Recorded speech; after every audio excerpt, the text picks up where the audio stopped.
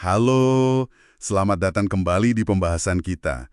Kali ini, kita mau bedah satu ide keren banget dari Napoleon Hill. Langsung dari bab 5 bukunya, Philosophy of Success. Judulnya sih simple, memberi lebih atau going the extra mile. Tapi dampaknya, wah, katanya bisa besar banget. Intinya, gimana kalau kita melakukan lebih dari sekedar yang diminta atau dibayar, itu bisa jadi kunci perubahan. Hill sendiri kan menjanjikan imbalan yang luar biasa loh, buat siapa aja yang membiasakan prinsip ini. Kedengarannya menarik ya? Yuk kita coba gali lebih dalam. Jadi, inti janjinya itu apa sih sebenarnya?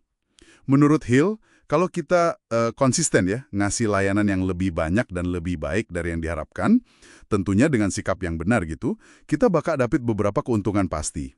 Memang sih, dia sebut kompensasi finansial yang lebih besar bakal datang, walau mungkin nggak instan. Tapi lebih dari itu, katanya ini soal bangun karakter yang lebih kuat, terus sikap mental positif yang permanen. Iya, betul. Yang menurut saya paling ditekankan di sini itu sikap mentalnya. Mental attitude pas kita ngelakuinnya. Ini bukan sekedar, oke saya lembur deh, atau yaudah saya kerjain tugas tambahan ini, tapi sambil ngedumel gitu, bukan. Hill bilang, kalau kita memberi lebih dengan tulus, niatnya baik, itu kayak nabung kredit positif gitu di mata orang lain. Orang jadi secara alami pengen balas budi gitu.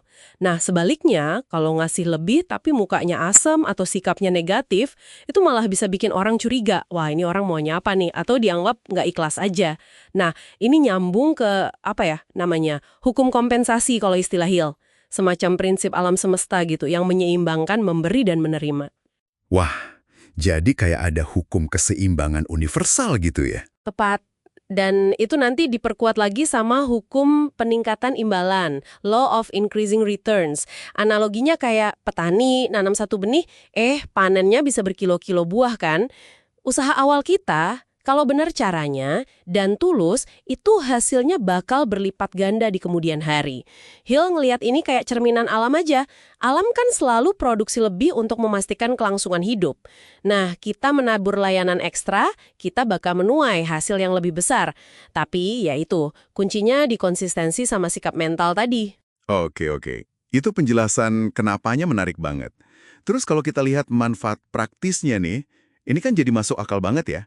Dengan kita terbiasa memberi lebih, kita bisa bangun reputasi sebagai orang yang berharga. Mungkin malah jadi sulit digantikan gitu di kerjaan. Ini kan pasti narik perhatian orang-orang yang punya pengaruh atau punya peluang ya kan?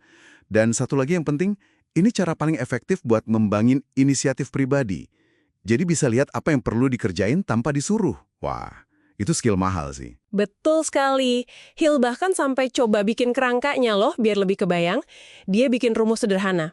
Kualitas layanan, Q1, ditambah kuantitas layanan, Q2. Nah, jumlah ini dikali sama sikap mental kita pas ngasih layanan, MA, itu sama dengan kompensasi kita, C.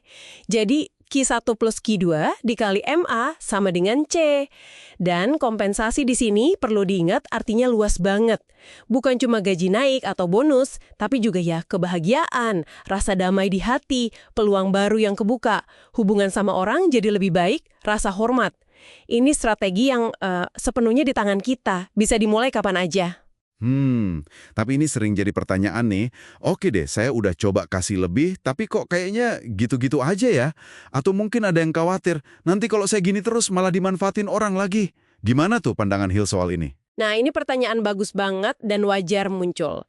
Hill juga mengakui kok imbalan dari hukum kompensasi ini kadang nggak instan datangnya, atau bisa jadi datangnya dari sumber yang nggak kita duga. Mungkin butuh waktu atau bentuknya beda. Kayak peluang baru dari arah lain misalnya.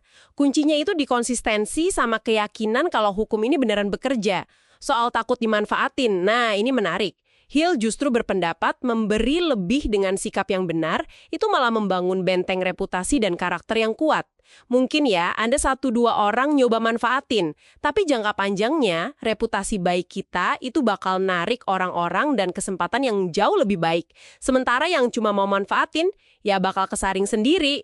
Fokusnya itu ke aset jangka panjang diri kita, bukan transaksi sesaat. Oke, jadi ini soal membangun kebiasaan ya, dan percaya sama prosesnya, bukan ngarep hasil instan terus-terusan. Tepat sekali.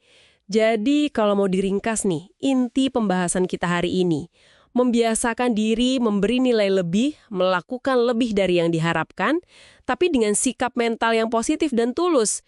Itu pada dasarnya cara kita mengaktifkan hukum alam yang kuat ini buat keuntungan jangka panjang kita. Ini bukan cuma soal kerja rodi, tapi soal bangun reputasi, karakter, dan daya tarik yang secara alami narik kesuksesan datang. Wah, ini benar-benar ngubah cara pandang sih. Bukan lagi sekedar kerja keras tanpa arah, tapi jadi strategi yang sadar, proaktif gitu ya, buat tumbuh. Nah, buat Anda nih yang lagi dengerin, coba deh pikirin apa ya, satu tindakan kecil aja, sekecil apapun itu, yang bisa Anda lakuin hari ini atau minggu ini buat ngasih sedikit lebih dari yang diharapkan. Entah di kerjaan, bisnis, atau mungkin di hubungan personal Anda. Dan sebagai penutup nih, coba deh renungkan sebentar. Gimana kalau Anda beneran komitmen nih, menerapkan prinsip memberi lebih ini secara konsisten? Misalnya ya, selama 6 bulan atau 1 tahun ke depan deh. Perubahan signifikan apa ya yang mungkin banget terjadi? Gak cuma di karir atau finansial aja, tapi juga di tingkat kepuasan hidup Anda, kualitas hubungan, dan rasa damai di hati Anda secara keseluruhan. Nah, itu sesuatu buat Anda pikirkan.